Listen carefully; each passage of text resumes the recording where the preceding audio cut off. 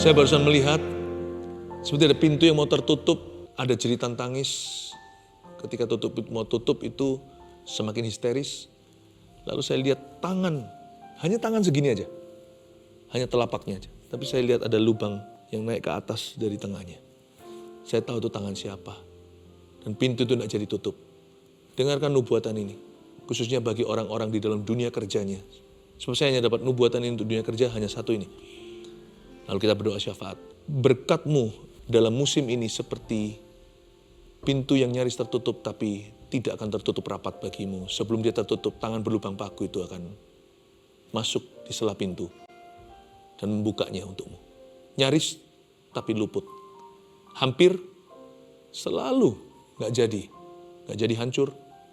Dan selalu sudah dekat kayaknya seperti apa. Bukan kecewa, tapi setelah itu ada intervensi Allah. Rasanya kenapa Tuhan tidak tolong saya lebih awal, lebih dini? Kenapa menunggu seolah-olah sudah 4 hari telat seperti Lazarus yang mati?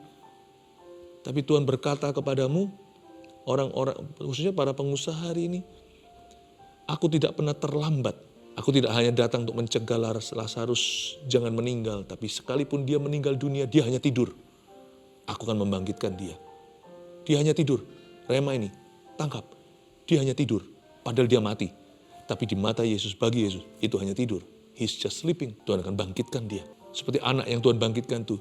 He's just sleeping. Dia hanya tertidur. Saya percaya berkat ini bagi orang-orang yang mendengarnya. Terimalah. Sebab ketika firman ini menjadi rema di hatimu, dia menjadi pedang bermata dua. Something will happen in your business. Sesuatu yang terjadi dalam bisnismu. Ada berkat yang nyaris, hampir-hampir luput dari tanganmu. Tapi tiba-tiba diberikan karena ada tangan berlubang paku mencegah pintu itu dan masuk dari selanya. Dan di sana memberikanmu anugerah dan memberimu kelegaan dalam nama Yesus Kristus.